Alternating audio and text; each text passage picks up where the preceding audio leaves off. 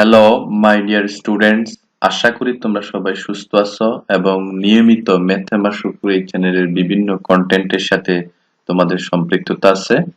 আজকে আমরা যে জিনিসটা নিয়ে আলোচনা করব সেটা হচ্ছে আহ, প্রতি অন্তরজকে অনির্দিষ্ট যুগজ রূপে ব্যাখ্যা করতে পারবে। অর্থাৎ আমরা আসলে যেটা এখানে আলোচনা করব সেটা হচ্ছে অনির্দিষ্ট যুগজ বা ইনডিফিনিট ইন্টিগ্রালের কি বা এটার ব্যাখ্যাটা দেওয়ার চেষ্টা করব বা এটার সাথে পরিচয় করে দেওয়ার চেষ্টা করব। তো আমাদের এখানে তোমাদের এই চ্যানেলে দুইটা প্লেলিস্ট আছে, এই দুইটা প্লেলিস্ট তোমরা অবশ্যই দেখে নিবা, তাহলে তোমাদের জন্য এই টিউটোরিয়ালটা দেখা সহজ হবে। তো আমরা প্রথমে দেখো এই জিনিসটা তোমাদের সাথে অবশ্যই পরিচয় আছে যে y equal to x square plus 1, এটাকে যদি আমি অন্তরজ করি তাহলে এটা dy dx হবে 2x।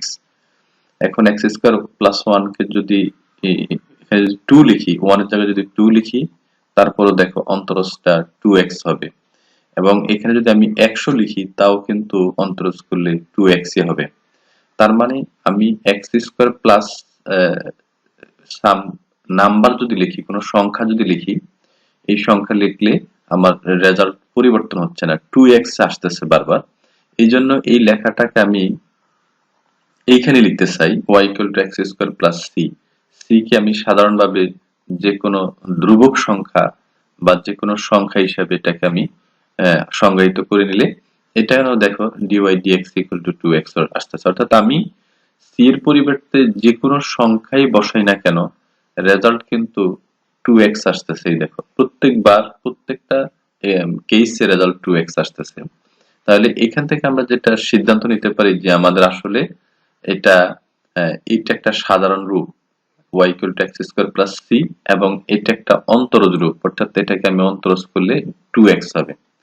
তাহলে এই যে জিনিসটা, এই জিনিসটা দিয়ে আসলে আমরা কি বুঝাতে চাইতেছি, এই যে সাধারণ রূপ, এই সাধারণ রূপটাকে আমরা প্রতি অন্তরজ বা এন্টি ডেরিভেটিভ বলি, আর এটা তো অন্তরজই বলতেছি।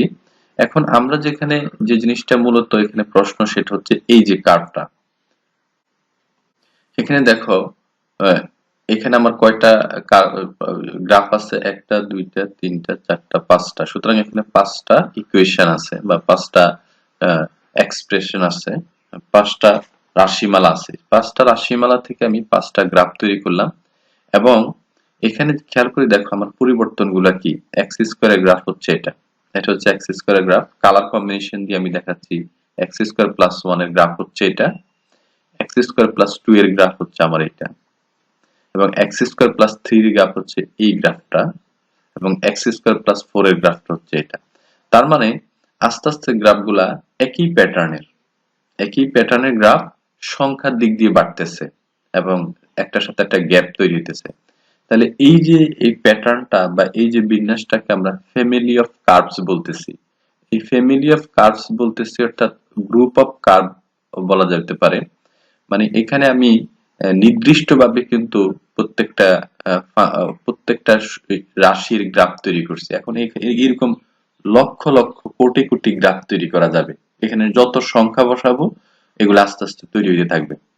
এই জন্য যদি আমি এই জিনিসটাকে এইভাবে যদি প্রকাশ করতে যাই তাহলে আমাদের জন্য একটু কঠিন। আলাদা আলাদা আলাদা প্রত্যেকটার জন্য আলাদা সমীকরণ তৈরি করে এই গ্রাফ তৈরি করাটা আমার জন্য একটু কঠিন। সুতরাং আমরা যদি 1 লক্ষ সমীকরণ লিখি তাহলে 1 লক্ষ কার্ভ তৈরি হবে। তো এটা তো আমাদের জন্য একটু ডিফিকাল্ট কাজ। এই জন্য আমরা যেটা করি সেটা হচ্ছে এইভাবে লিখি, অর্থাৎ ddx x square equal to 2x, এটা অন্তরজ রূপে আমি লিখলে এবং এটাকে যদি আমি গ্রাফে অঙ্কন করি তাহলে এটা তৈরি হবে।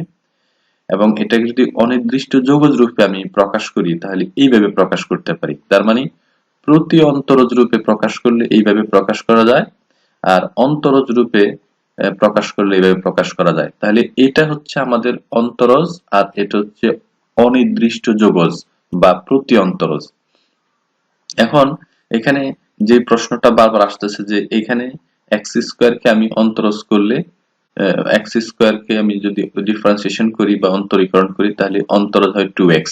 সুতরাং যেহেতু অনির্দিষ্ট যৌগজীকরণ এবং অন্তরীকরণ পরস্পর বিপরীত, সুতরাং 2x কে যদি আমি ইন্টিগ্রাল করি বা ইন্টিগ্রেশন করি তাহলে এক্স স্কোয়ার হওয়ার কথা, এটাকে উল্টাইলে এটাকে উল্টাইলে এক্স স্কোয়ার হওয়ার কথা, এখানে প্লাস সি আমি কেন লিখবো? এই প্রশ্নের উত্তরটা হচ্ছে এতক্ষণ পর্যন্ত আমি যে আলোচনা করলাম, অর্থাৎ সহজ কথায় এখানে যেটা প্রশ্ন, এক্স স্কোয়ার হচ্ছে প্রশ্ন, উত্তর হচ্ছে 2x, এখানে উত্তর হচ্ছে 2x, তাহলে প্রশ্ন বিপরীতভাবে প্রশ্ন হবে এখানে 2x এর বিপরীতে আমি x স্কয়ার পাবো, তাহলে অতিরিক্ত যে লেখাটা আমি প্লাস সি লিখলাম, এটা দিয়ে আসলে আমি যেটা বোঝাচ্ছি সেটা হচ্ছে এই যে লেখাটা, এই লেখাটা আসলে অসংখ্য গ্রাফ, এই লেখাটার মধ্যে অসংখ্য গ্রাফ আছে, অসংখ্য কার্ভ আছে। সুতরাং এখানে যদি আমি প্লাস সি না লিখি তাহলে একটা বোঝাবে, এই যে শুধু এক্স স্কোয়ার লিখলে আমার শুধু একটা কার্ভ বোঝাবে, এই যে এক্স স্কোয়ার লিখলে শুধু একটা বক্ররেখা বোঝাবে, কিন্তু এখানে আসলে লক্ষ লক্ষ কোটি কোটি বক্ররেখা।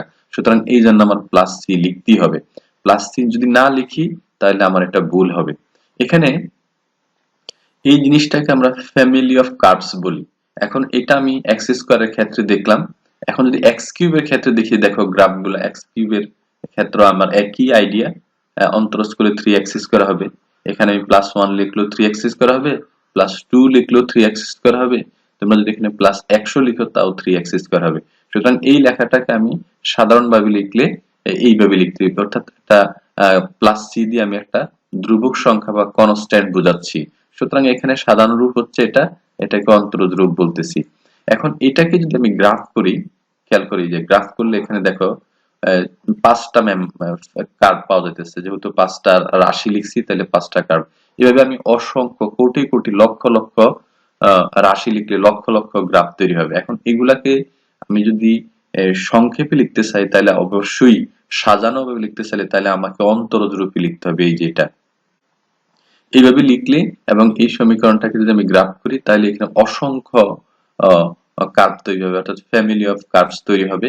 এবং এটাকেই আমরা যদি অনির্দিষ্ট যৌগজ রূপে প্রকাশ করতে চাই তাহলে এখানে আমাকে প্লাস সি লিখতে হবে। প্লাস সির অর্থ হচ্ছে এখানে আমার অসংখ্য কার্ভ আছে। যদি আমি প্লাস সি না লিখি তাহলে শুধু বোঝাবে এক্স কিউব, এক্স কিউব দিয়ে বোঝাবে শুধু একটা কার্ভ, এই যে শুধু একটা কার্ভ বোঝাবে। সুতরাং আমাকে অবশ্যই প্লাস সি লিখতে হবে। প্লাস সি লিখলে আমি বুঝতে পারবো যে এখানে এখানে ফ্যামিলি অফ কার্ভস আছে, অর্থাৎ অসংখ্য এই বক্ররেখা আছে। এইভাবে আমরা e to the power x এর ক্ষেত্রে একই রকম বুঝতে পারি। e to the power x এর অন্তরজ রূপটা, সাধারণ রূপটা হচ্ছে e to the power x plus c, অন্তরজ রূপটা হচ্ছে e to the power x। এই সাধারণ রূপটাকে আমরা অন্যভাবে প্রতি অন্তরজ বলতে পারি বা অনির্দিষ্ট যৌগজ বলতে পারি। এই ক্ষেত্রে একই কথা প্রযোজ্য। এই যে এখানে যদি শুধু আমি e to the power x লিখি, যদি প্লাস c না লিখি, শুধু e to the power x লিখি, তাহলে একটা কার্ভ বোঝাবে, এই কার্ভটা বোঝাবে। সুতরাং আমাকে প্লাস c লিখতে হবে, কারণ এখানে আসলে বোঝাচ্ছে কি, এখানে বোঝাচ্ছে অসংখ্য এই সমীকরণ বা এই রাশিটাকে যদি আমি গ্রাফে প্রকাশ করি তাহলে কোটি কোটি লক্ষ লক্ষ গ্রাফ তৈরি হবে। সুতরাং এখানে প্লাস সি যদি না লিখি তাহলে আমার এই লেখার সাথে এই লেখা মিলবে না। সুতরাং এই জিনিসটা আমরা ক্লিয়ার করলাম যে আসলে অন্তরজ রূপে যেসব লেখা থাকে এইসব লেখাটার ক্ষেত্রে আমাদেরকে মনে রাখতে হবে এগুলো আসলে এক একটা টিম, এইটা একটা টিম, এই টিমে অসংখ্য কার্ভ আছে। আবার এইভাবে আমরা চিন্তা করব। এখন অনির্দিষ্ট যৌগজকে যদি আসলে সাধারণভাবে আমরা যদি লিখি তাহলে লেখার স্টাইলটা হচ্ছে অনির্দিষ্ট যৌগজ লেখা হয় ভাবে, আর নির্দিষ্ট যৌগজ যদি লিখি তাহলে ডেফিনিটলি তাহলে এখানে লোয়ার লিমিট 0 লিখতে হয়, আপার লিমিট 1, মানে এখানে লিমিট লিখতে হয়। এখানে আমার লেখা আছে লোয়ার লিমিট 0, আপার লিমিট 1, কিন্তু এটা পরিবর্তন করেও লেখা হয়। বিভিন্ন বইতে বিভিন্ন লিমিট থাকে, ফাংশনে বিভিন্ন অঙ্কে বিভিন্ন লিমিট থাকে, সেই লিমিটের একটা ব্যবহার থাকতে হবে নির্দিষ্ট যৌগজে। সুতরাং অনির্দিষ্ট যৌগজ এবং নির্দিষ্ট যৌগজ সম্পর্কে আমি যেটা বললাম সেটা হচ্ছে, মূল কথাটা হচ্ছে প্লাস সি ইন্টিগ্রেশন আমরা কেন প্লাস সি লিখি। প্লাস সি লিখি হচ্ছে আমাদের আসলে এটা হচ্ছে অসংখ্য, এটা এই লেখাটা হচ্ছে আসলে অসংখ্য লক্ষ লক্ষ বা কোটি কোটি কার্ভ, যদি এটাকে আমি প্লট করি সেই থেকে আমি কিন্তু আসলে এখানে প্লাস সি যদি না লিখি তাহলে এখানে ইন্টিগ্রেশনটা আমার একটা সিঙ্গেল নির্দিষ্ট হয়ে যায়। এই জন্য এখানে অনির্দিষ্ট বলতেছে, প্লাস সি যদি না লিখি তাহলে হবে নির্দিষ্ট, আর প্লাস সি লিখলে হবে কি অনির্দিষ্ট। অনির্দিষ্ট মানে এখানে কোনো ঠিক নেই, এখানে সি এর মান অনুসারে যে কোনো জিনিস হইতে পারে, আলাদা আলাদা যে কোনো জিনিস হইতে পারে।